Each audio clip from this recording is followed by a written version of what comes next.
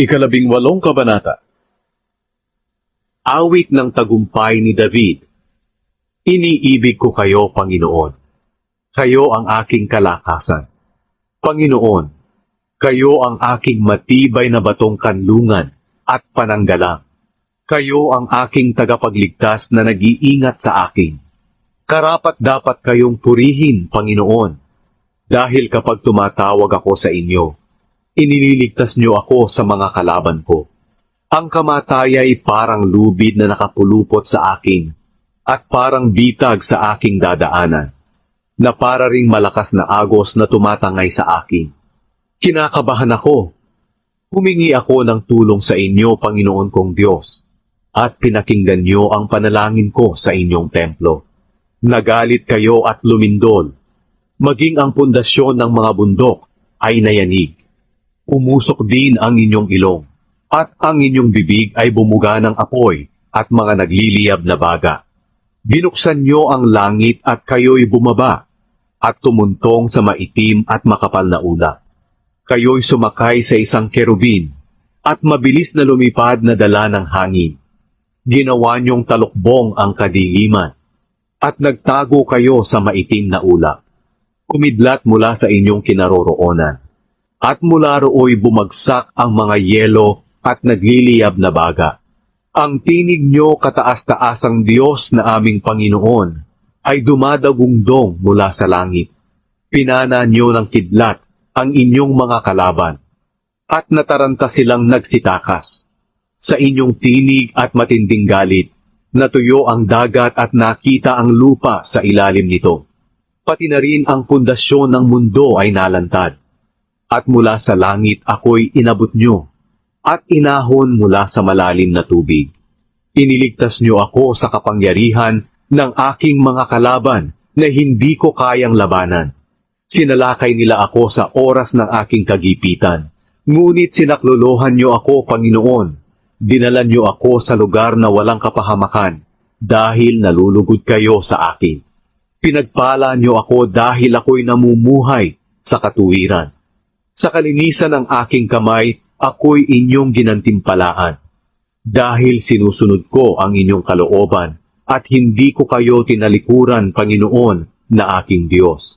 Tinutupad ko ang lahat ng inyong utos. Ang inyong mga tuntunin ay hindi ko sinusuway.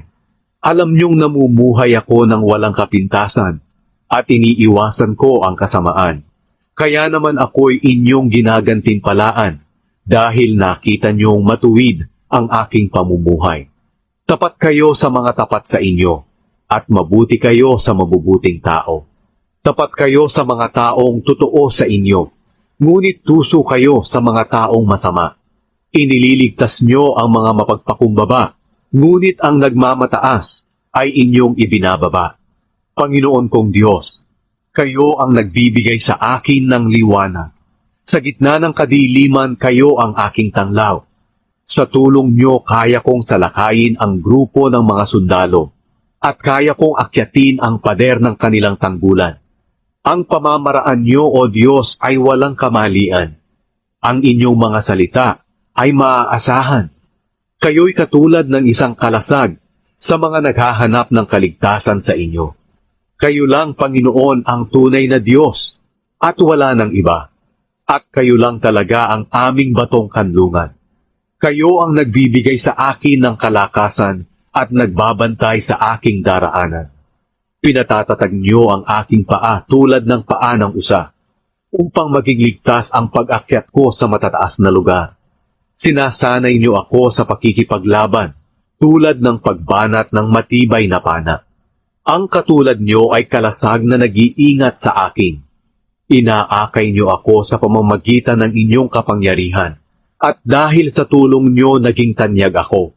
Pinaluwang niyo ang aking dadaanan, kaya hindi ako natitisod. Hinabol ko ang aking mga kalaban at inabutan ko sila, at hindi ako tumigil hanggang sa naubos ko sila.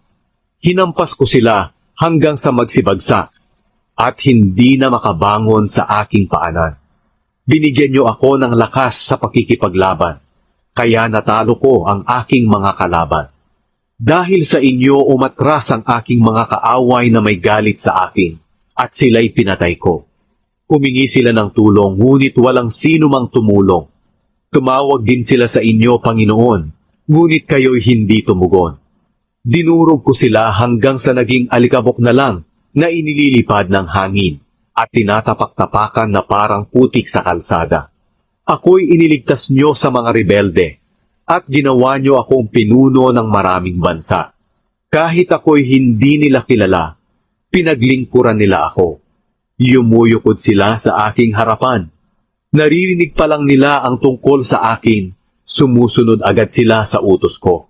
Nawawalan sila ng lakas ng loob, kaya lumalabas sila sa kanilang pinagtataguan na nanginginig sa takot. Buhay kayo, Panginoon! Karapat dapat kayong purihin at dakilain.